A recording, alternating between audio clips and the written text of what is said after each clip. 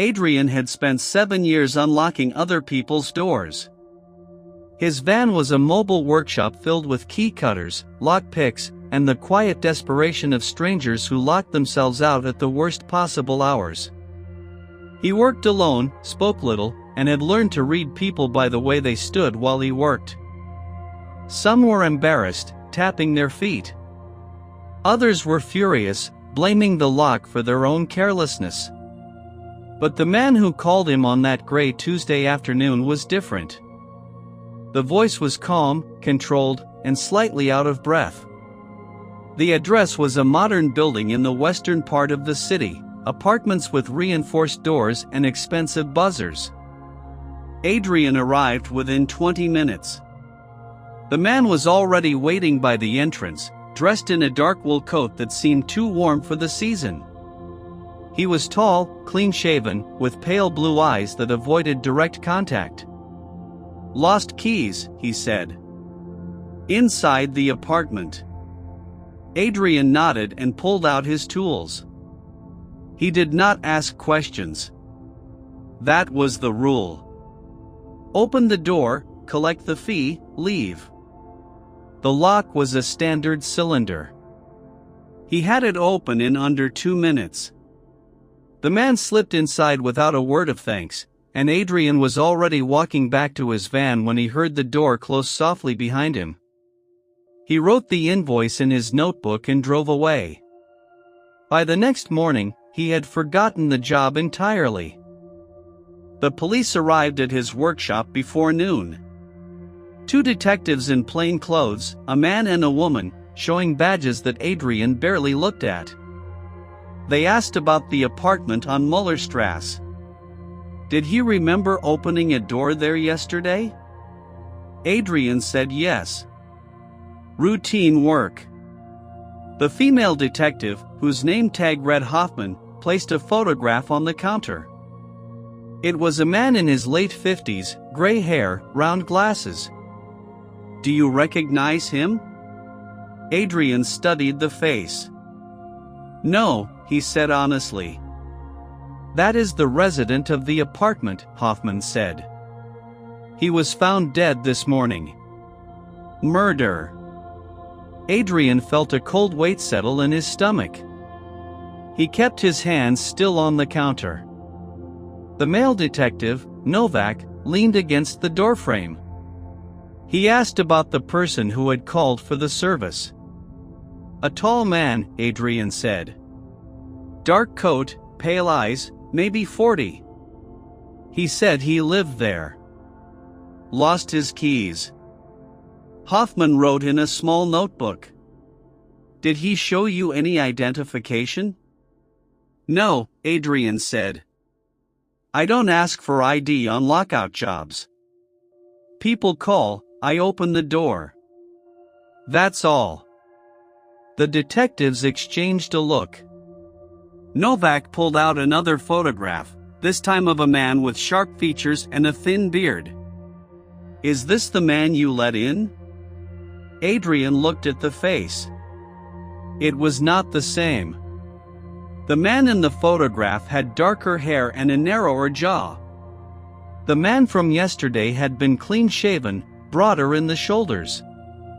No, Adrian said. And at that moment, he made a decision that would trap him. He did not correct them. He simply said no, and the lie settled into the space between his ribs like a splinter. After the detectives left, Adrian sat in his workshop for a long time. The photograph of the bearded man remained in his memory. That man, he later learned from a news website, was the victim's ex-husband, a man named Martin Keller. He had been arrested that same morning based on circumstantial evidence and a history of domestic disputes.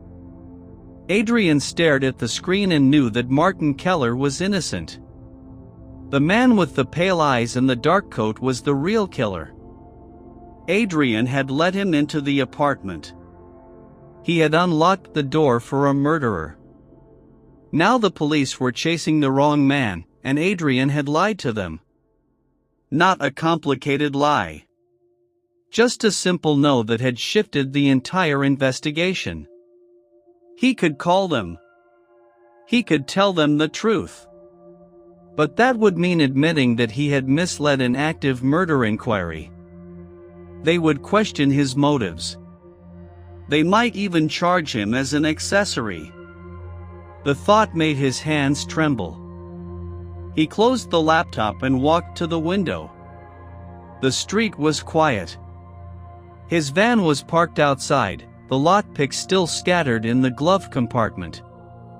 He told himself he had made a mistake out of fear, nothing more. The police would find the real killer eventually. They had forensic evidence, witnesses, cameras. He did not need to involve himself further. That was the rational decision. But guilt does not listen to reason. That night, he dreamed of the pale-eyed man walking into the apartment, and in the dream, Adrian followed him inside and saw what happened next. He woke before the image became clear, his shirt soaked with sweat. 3 days passed. Adrian worked his normal jobs, but his routine had fractured. He found himself checking the rearview mirror constantly. He started parking his van in a different spot each night. The news reported that Martin Keller remained in custody, his lawyer claiming he had an alibi that the prosecution dismissed as unreliable. Adrian read every article he could find. The victim's name was Elena Voss, a retired accountant who had lived alone. She had been strangled in her living room, and there were no signs of forced entry. The police believed Keller had convinced her to open the door, which matched their theory of domestic violence. But Adrian knew the truth. The real killer had used him to get in. He had paid for a locksmith to commit the first step of the murder. On the fourth night, Adrian received a text message from an unknown number. It was a single sentence: "You opened the door for me. Do not speak to the police again." Adrian dropped his phone on the kitchen floor. He picked it up with shaking fingers and read the message a second time. The number was blocked, untraceable. He typed a response, then deleted it. He wanted to call the police, but the fear that had made him lie now paralyzed him. The killer knew his name, his number, his face. He knew where Adrian worked. The message was not a threat. It was a promise. Adrian spent the rest of the night sitting in the dark, listening to the sounds of the building, every creak and footstep magnified by terror. He did not sleep. When dawn came, he made a decision. He would not wait. He would not hide. He would find the man with the pale eyes before the man found him. Adrian began his investigation with the only thing he had, the address on Mullerstrasse. He returned to the building 2 days after the murder, when the police tape had been removed and the neighbors had returned to their routines. The apartment door was sealed with a new lock installed by the property manager.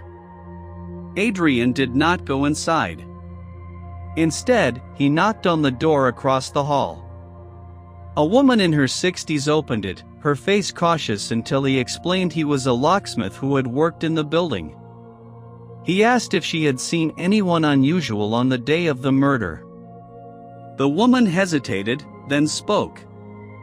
She had seen a tall man in a dark coat enter the victim's apartment with a locksmith. She had assumed he was a relative. Adrian asked if she had seen him leave. She had not. But she remembered something else. Earlier that week, the same man had been in the hallway, standing by Elena Voss's door as if waiting. She had assumed he was waiting for her to come home. Adrian thanked her and left. The information was thin, but it confirmed one thing: the killer had planned this. He had stalked the victim, learned her routine, and then hired a locksmith to avoid forced entry. Adrian was not a random element in the crime. He had been selected precisely because he was the kind of professional who opened doors without asking questions. The thought made his stomach turn. He returned to his van and sat behind the wheel, staring at the building. The killer had known how to find a locksmith. He had known how to avoid cameras, how to appear legitimate. That meant he was methodical, patient, and dangerous. Adrian's lie had given him 3 days of freedom. 3 days to disappear or to prepare. Adrian knew which one was more likely. The next lead came from an unexpected place.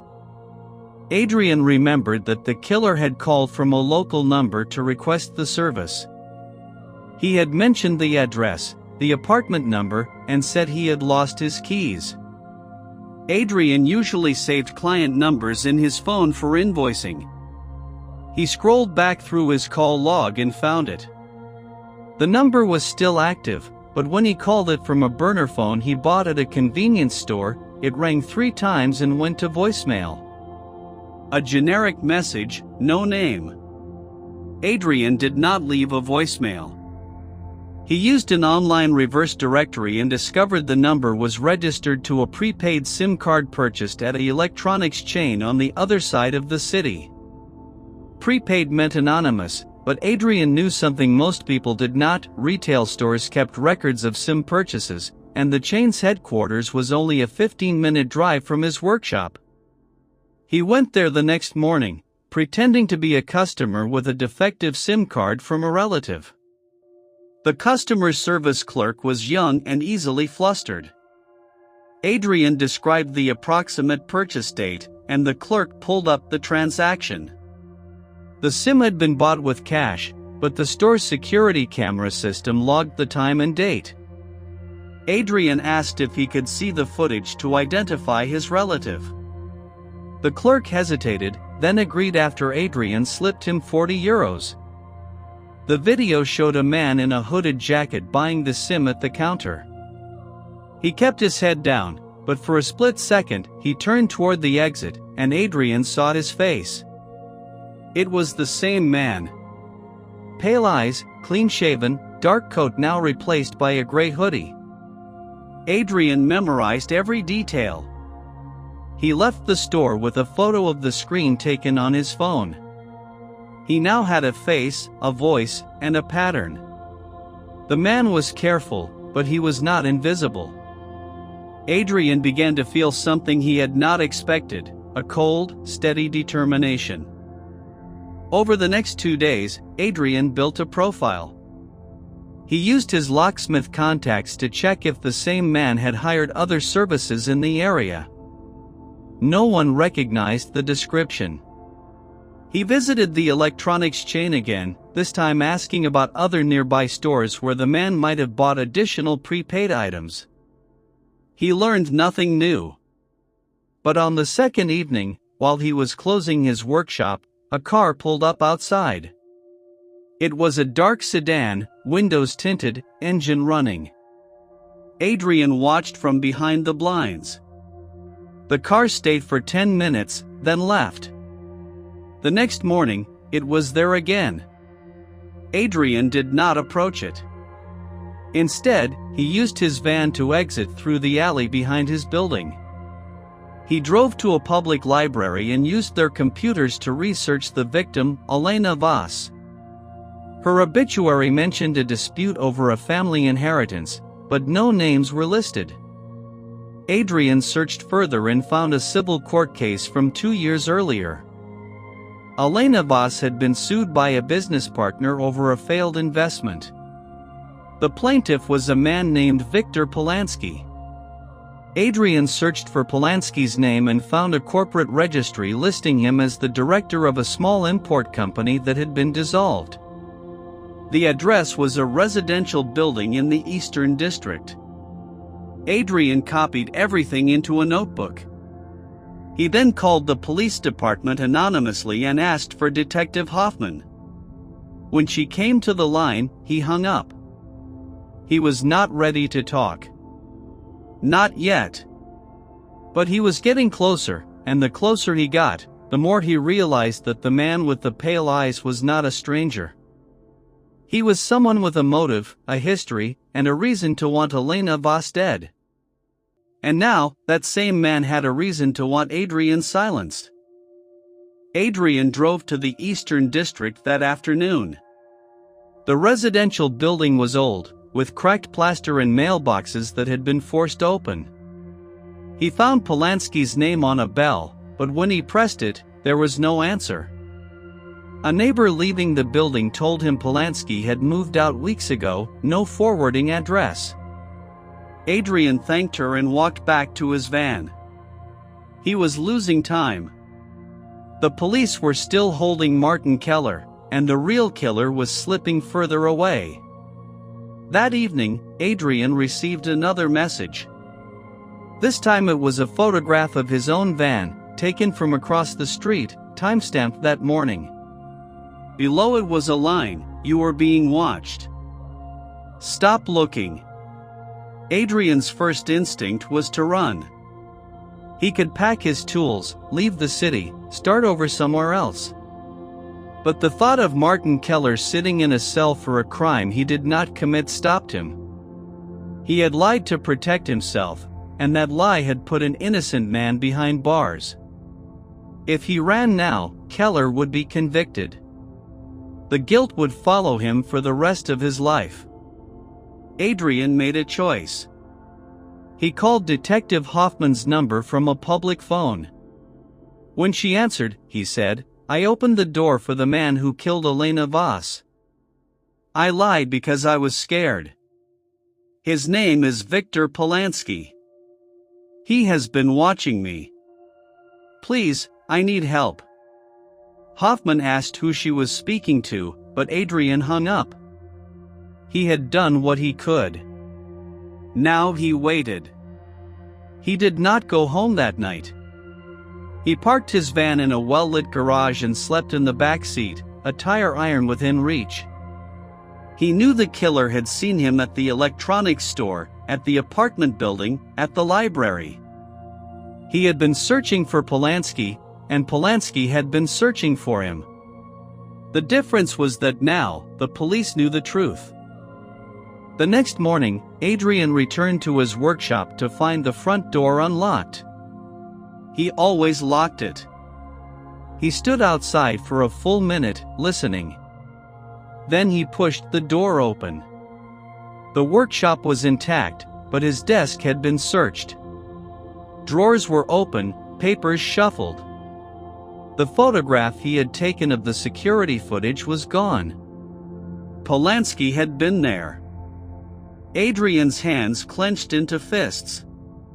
He checked the back room, the bathroom, the storage closet. No one was there. But on his workbench, placed deliberately in the center, was a key. Not a copy, but a fresh-cut key with a tag attached. The tag had an address written in neat handwriting. Adrian recognized the street. It was the address where the SIM card had been purchased. He understood the message. Polanski wanted to meet. It was a trap, of course. But running was no longer an option. Adrian took the key and drove to the address. It was a closed storefront in a commercial strip, a former electronics repair shop now empty. The front door had a new lock. Adrian inserted the key. It turned smoothly. Inside, the shop was dark. He stepped in, his heart pounding. The door closed behind him. A voice came from the back of the room. "I knew you would come."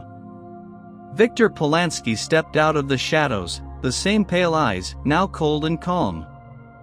He held a knife in one hand, but he made no move to use it. "You opened the door for me," Polanski said. "You made this possible. And now you want to undo it." Adrian said nothing. His eyes adjusted to the darkness. He saw the back exit behind Polanski, a fire door. Polanski continued, "Martin Keller was already a suspect. All I needed was for someone to open the door. I found you because you work alone, you ask no questions, you leave no trace. A perfect tool. But tools do not turn against the craftsman. Adrian took a slow step back. Polanski smiled. It was a thin, humorless expression. You called the police. They released Keller an hour ago. They are looking for me now. But before they find me, I will make sure they find you first. With your own picks in your hands. They will think you helped me. They will think you were the one who planned it. Polanski raised the knife. Adrian did not run. He had spent years learning how locks worked, how cylinders turned, how pins aligned under pressure. He knew that a person's body, under stress, followed similar mechanics. Polanski was confident. He believed Adrian was a passive instrument, a tool that could be discarded. That confidence was the flaw. Adrian feigned fear, stepping backward toward the front door. Polanski followed, his shadow stretching across the dusty floor.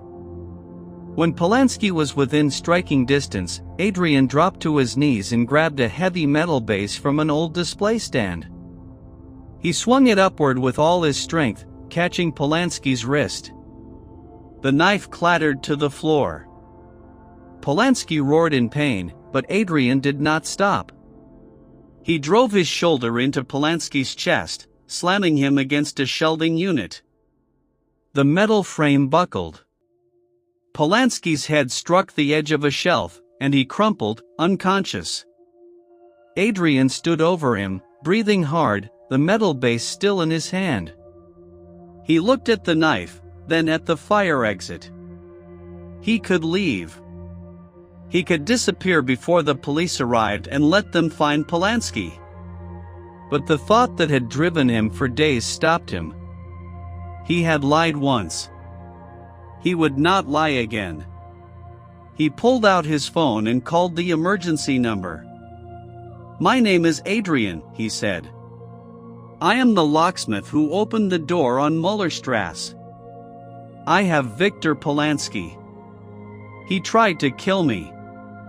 He is unconscious. Please send help." He gave the address and sat down on the floor, his back against the wall. Polanski did not move. Adrian watched the front door, waiting for the sirens. The guilt that had been lodged in his chest for days began to loosen. It did not disappear, but it became something he could carry. He had made a mistake out of fear.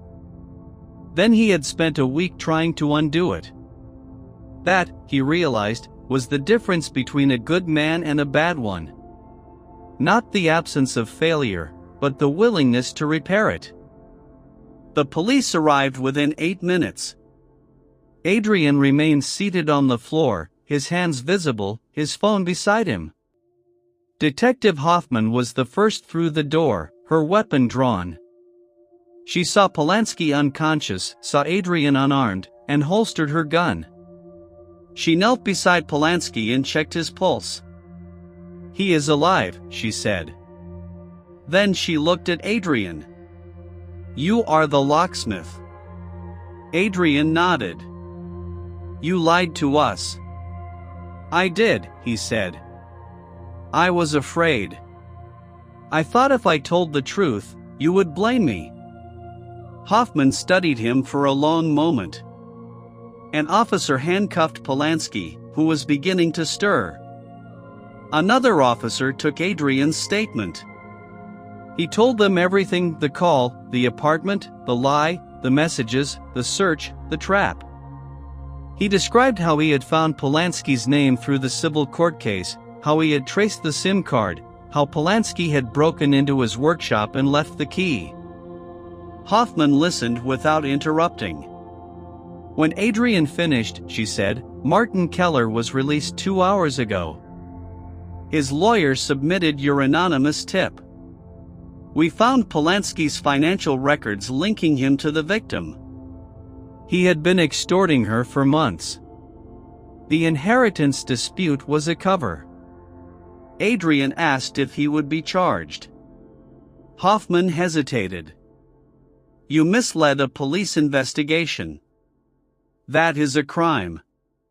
But you also provided the information that solved it. The prosecutor will decide. For now, you are free to go. Do not leave the city. Adrian stood. His legs felt unsteady. He walked out of the abandoned shop into the cold afternoon light.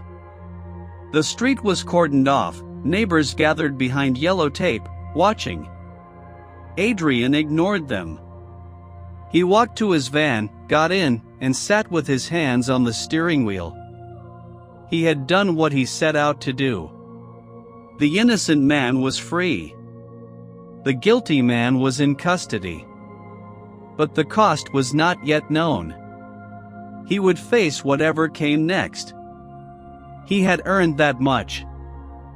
3 weeks passed. Adrian returned to his routine, but nothing felt the same. He still opened doors for strangers, still worked alone, still asked no questions. But he now carried a small voice recorder in his pocket. He recorded every job, every client description, every detail. He was no longer willing to be a silent witness to anything. The prosecutor's office called him twice for interviews. Each time, Adrian answered honestly. He did not minimize his lie. He did not exaggerate his role. He simply told the truth. The police had found Polanski's phone, which contained the messages he had sent to Adrian and photographs he had taken of Adrian's workshop and van. The evidence showed that Polanski had planned to frame Adrian for the murder if his original plan unraveled. That fact worked in Adrian's favor. The prosecutor decided not to charge him with obstruction, citing his cooperation and the threat he had faced. Adrian received a letter confirming the decision. He folded it and placed it in his glove compartment, next to his lockpicks. Martin Keller sent him a message through the Locksmith Association. It was brief, "Thank you." That was all. Adrian did not reply. He did not need gratitude. He needed to live with what he had done, and what he had done to fix it. Some nights, he still dreamed of the pale-eyed man. But in the dreams now, he did not follow him inside. He stood in the hallway and called the police. The ending was different. He woke from those dreams without sweat, without trembling. The guilt had not vanished, but it had transformed into something quieter. A reminder. A warning. A weight he had chosen to carry rather than run from. A cold rain was falling on the morning when Adrian received a new call. A woman's voice, apologetic, said she had locked herself out of her apartment and needed a locksmith. Adrian wrote down the address, grabbed his tools, and drove. The building was similar to so many others. He rang the buzzer, was let in, took the stairs to the 3rd floor. The woman was waiting in the hallway, her arms crossed against the chill. "I am so sorry," she said. "My keys are inside. I do not know how this keeps happening." Adrian smiled. "It happens to everyone," he said. He knelt in front of the lock, examined the cylinder, selected the appropriate pick.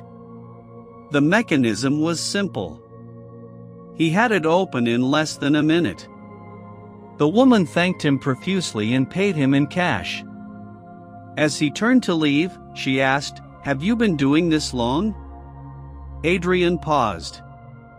7 years, he said. Then he walked down the stairs, out into the rain, and climbed into his van. He sat for a moment, watching the droplets race down the windshield. He thought about the door he had opened for Polanski, the door he had opened for the police, the door he had opened for himself. Every door was a choice. Some choices were mistakes. Some were repairs. He started the engine and pulled into the street. There would be other doors. Other calls. Other strangers who needed help. He would answer them all. Not because he was a hero, but because he was a locksmith. And a locksmith, he had learned, was not just someone who opened doors. A locksmith was someone who understood that every door had a story, and every story deserved the truth. He drove toward the next address, the rain easing into a thin gray light, and the city carried on around him like it always had.